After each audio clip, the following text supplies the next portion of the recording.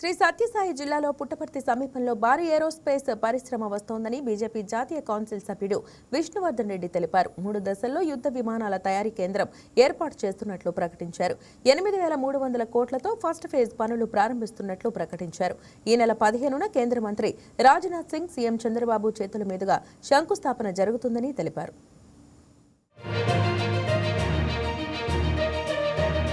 భగవాన్ సత్యసాయి బాబా గారి దూరదృష్టి కారణంగా పుట్టపర్తిలో గత అనేక సంవత్సరాలుగా ఉన్నటువంటి విమానాశ్రయాన్ని ఉపయోగించుకొని భారత ప్రభుత్వం, రాష్ట్ర ప్రభుత్వం సంయుక్తంగా ఒక గొప్ప నిర్ణయాన్ని తీసుకుంది.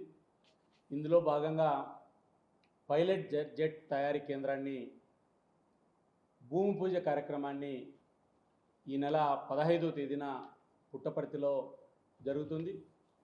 ఇది ఆంధ్రప్రదేశ్కు దాదాపు 3 దశల్లో 1,00,000 కోట్ల రూపాయలకు సంబంధించినటువంటి పెట్టుబడులు వచ్చేటువంటి ఒక గొప్ప పరిశ్రమ.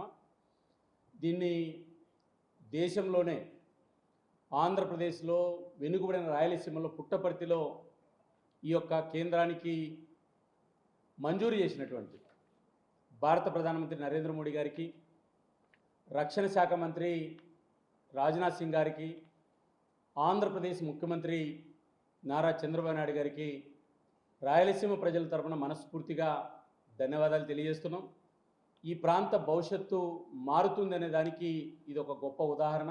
ఆంధ్రప్రదేశ్లో కూటమి ప్రభుత్వం ఉత్తరాంధ్ర, అదేవిధంగా కోస్తాంధ్ర, రాయలసీమ ప్రాంతాలను సమానంగా చూస్తుందనే దానికి కూడా ఇది ఒక ఉదాహరణ.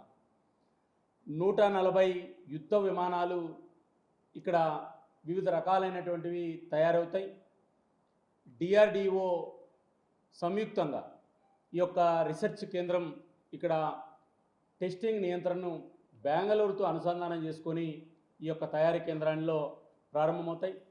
3 దశల్లో ఈ యొక్క తయారీ కేంద్రం యొక్క పనులు ప్రారంభమవుతాయి.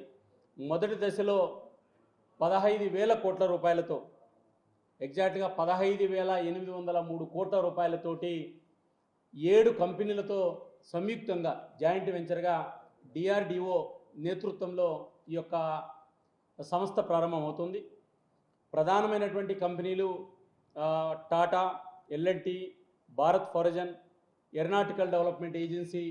ఈ కంపెనీలన్నీ కూడా ఇప్పటిదాకా దేశంలో ఎక్కడ కూడా 7 ప్రతిష్టాత్మకమైన అంతర్జాతీయ కంపెనీలు కలిసి DRDOతో సంయుక్తంగా ఏర్పాటు చేస్తున్నటువంటి మొట్టమొదటి సంస్థ